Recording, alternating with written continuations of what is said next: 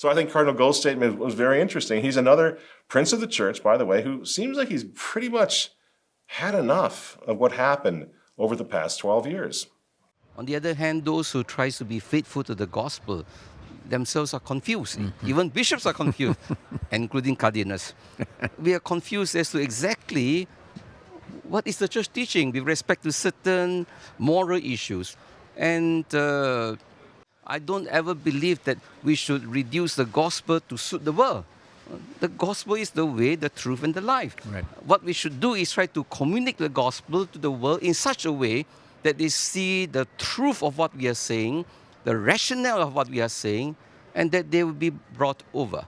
But at the same time, if they have difficulties, we will journey with them. And this is where the synodal process is important. But it does not mean to say we should compromise our teaching so that the world will find it more acceptable.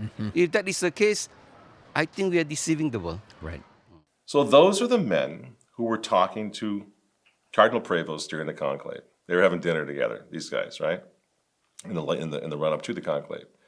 So are you absolutely positive that despite his synodality, despite his little appointments, most of which were already in the pipeline so far, we have to wait and see who he makes Secretary of State before we make a whole lot out of these appointments, right?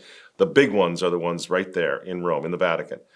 But are we absolutely sure that Cardinal Prevost wants to prolong that reign of confusion that Cardinal Go was just talking about?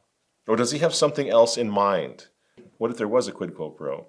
What if the conservatives actually made some sort of a deal, which is more than just likely, I think it's probable, given how outnumbered they were. They made some sort of a deal.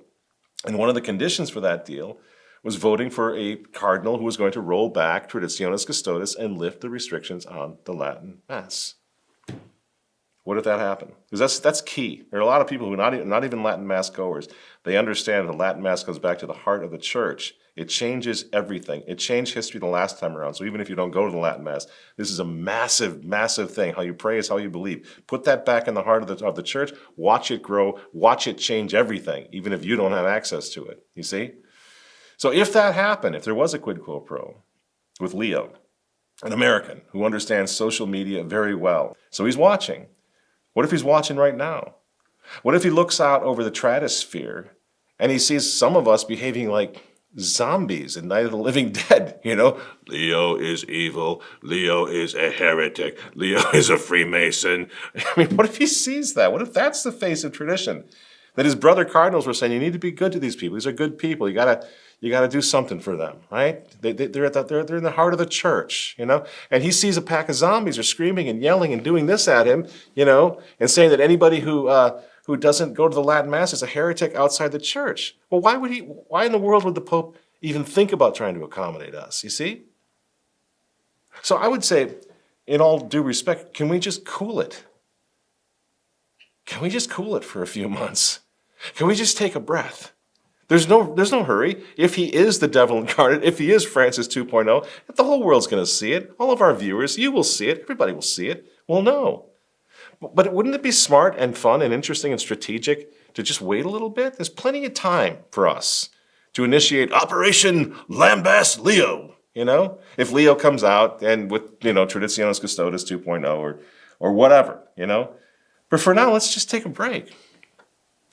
Let's just breathe. Again, it worked with Cardinal Ratzinger. Let's see if it might work with Cardinal Prevost, right? We really seriously have nothing to lose, friends, and that's all we've been doing. We're not trying to look at this with rose-colored glasses. We know where we stand. 60 years after Vatican II, where do you think you're going to find these, you know, some lion churchman who's going to come out there like a Cardinal Ottaviani and start knocking heads together and restore everything that we want restored? No, it's going to take time, a lot of time, right? You know, again, I've been down here in these trenches all of my life.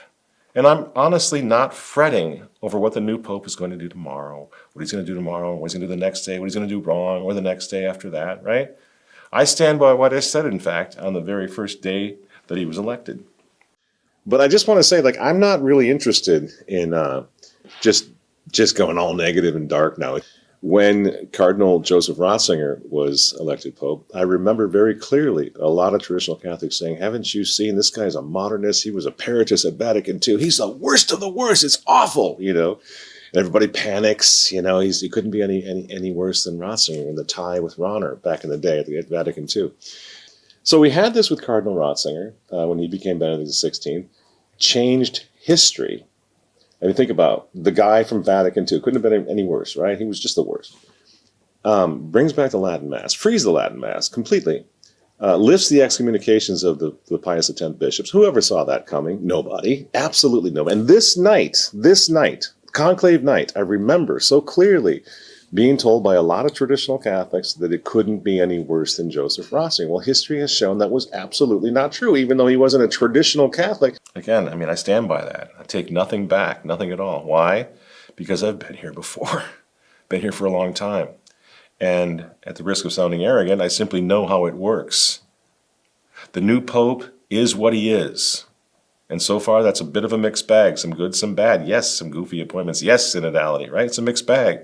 Again, 60 years after Vatican II, what did you expect? What'd you expect? As I keep saying, we're all diabolically disoriented, but we have to try to put some influence and some pressure on this pontificate right out of the gate. Don't spoil it, right? Not right away. And the thing is, we can afford to do this because no matter what happens, we've been behind these enemy lines all of our lives. And our job remains the same no matter what. We win this war, and I really hope you can hear this, because this is, to me, it's so patently obvious, but maybe it's only obvious if you've been at it for a long time, as long as I have. We win this war by keeping hope alive. That's it. That's how easy it is. If we can keep hope alive, we win, because this is a battle between good and evil. This is not politics. Hope is everything, right? If we keep hope alive, then our children will have hope, and they will grow up in the old faith no matter what, and they will outlive the long revolution. And that's the game here, not the temporary occupants of Peter's chair. That's not first and foremost the thing. The thing is the counter-revolution, the restoration, the keeping of the old faith. And that's a long haul. It'll take a long time. And you have to think like that. You have to train yourself to think like they do, right? Freemasonry, for example, was very successful in undermining the Catholic Church since what? 1770, long time ago. And do you know why they were so successful? It's because Freemasons think in centuries, not years. Centuries, not years. They think in terms of the long revolution. They knew that if they were going to be successful in replacing the old order of Christ with the new order of man, that they needed to be willing to fight a war whose victory they would not necessarily live to see. Okay? They had to be cunning. They had to be smart. They had to know when to shut their mouths, when to communicate with secret handshakes and all that silliness. Well, that's what they were doing, because they were thinking long, long term. So if we want to be effective counter-revolutionary soldiers of Jesus Christ, we have to prepare to fight a long war. A war whose victory we will not see, most likely. We're not going to see it either. Please God, maybe we will. Maybe my sons will, or my grandsons. I don't know. But I don't plan on seeing it. But I stay here and I fight. I stay on this battlefield and I fight. And I look for any single scrap, ounce, half an acre, half a hectare of Catholic ground to take, and I take it. And we've been doing that successfully all my life, as I keep saying. Remember where we were back in the 1970s. We had nothing. Now you got Cardinal Muller telling Nicole Winfield of the AP that what we need to do is restore the Latin Mass. You know what that is? That's a failed revolution. They failed. They failed.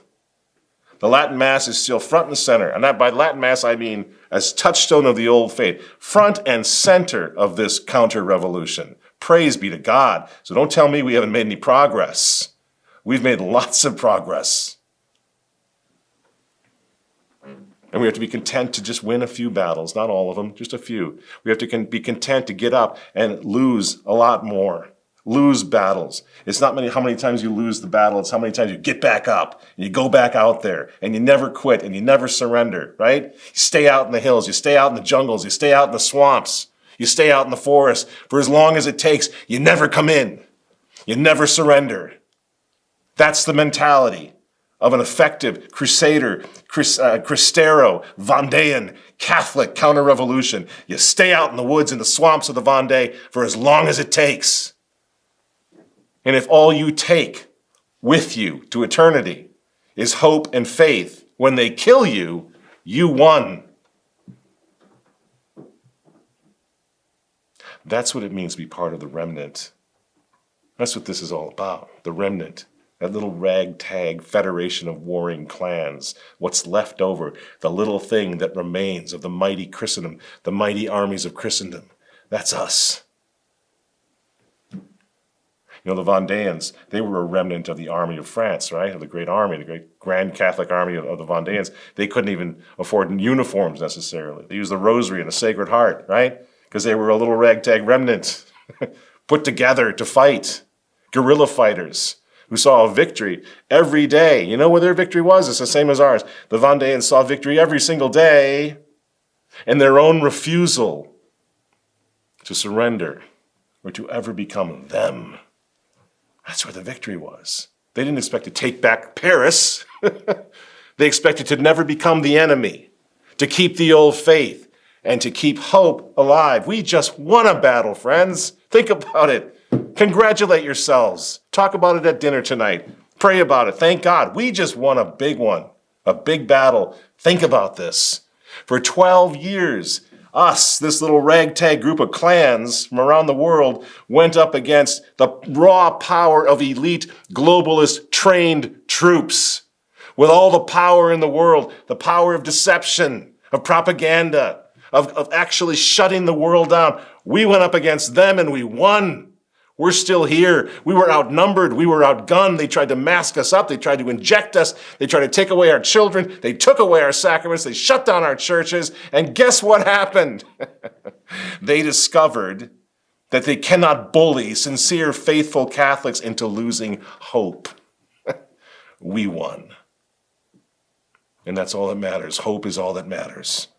And yes, I get really impatient when I see people who seem to enjoy going online and dashing people's hopes to hell, because that's what it is. Hell, that's where you go. That's where you go when you abandon all hope. Hell. Hope is everything. Everything they do is about killing hope inside of us, which means that everything we do is about keeping hope alive inside of us, inside of our children and our friends, right? If you felt, as I did, even the faintest ray of hope when our new pope was announced on the loggia, even the faintest, maybe, I hope, you know what? If you felt that, that means they didn't get you. That means you won that round. You kept the faith despite 12 years of holy hell in the Catholic Church. You're still here. You're not one of them. You're a Christian practicing the theological virtue of hope. This isn't politics. This is a religious war. It's a holy war. And you have to have hope to fight this war. You have to keep hope alive, because if hope dies, we die, and the war is lost. I want you to trust me, friends. I have the great benefit of having known the pioneers of this movement, the fighters, the Lefebvres, the Davies, the Walter Mass, the Bill Maris, all these people back in the day, before there was any sign that there was actually going to be the hope that we have now in Latin masses all over the world, right? I've seen them, I knew them, I walked with them, I fought with them, I learned from them, I sat at their feet, I can tell you. I've seen it all before. We know what to do. We were taught what to do, not only by these pioneers of the traditional Catholic movement, but by the early pioneers, the Vendéans, the Cristeros. We know what to do. So what are we doing now that Leo has become the Pope? What are we doing? Are we like having a victory parade? Are we being silly? Oh, this is great. It's all perfect. Just wait and see. I think it's going to be good. No. Are we condemning him to the deepest bowels of hell because he's not one of us? No. We're just standing here. We're still just standing here on the front line of the only battlefield that matters, the battle for the old faith. We're just waiting to see what's next, making the best of whatever they throw at us. If it's good, we'll take it. If it's not, we'll fight it. And we're doing okay. We're still together. It's the big things that matter, friends. It's the Mass that matters. Keeping hope alive matters. Uniting the clans matters. Staying together. God matters. Faith matters. Our children matter. So if what we can expect now from the Vatican is a lot of sermonizing about climate change and synodality and the spirit of Vatican II, you know what? Who cares? We've seen it before. It barely got out the gates. It barely got off the ground. It's not going to, ultimately, it's going to crash and burn. You know what I mean? Who cares about those things? What matters is the faith, the Mass, not climate change and synodality. You know, obviously, to hell with all that. No, I mean that quite literally. To hell with all of it. Just keep on praying, friends. Keep hope alive. Keep on smiling. Keep on laughing. Keep on fighting, right? Don't lose hope. We're gonna be all right. God's got this. All right. Thanks for sitting through my little pep talk from the old guy. God bless you all. Thanks for listening, and we'll see you next week.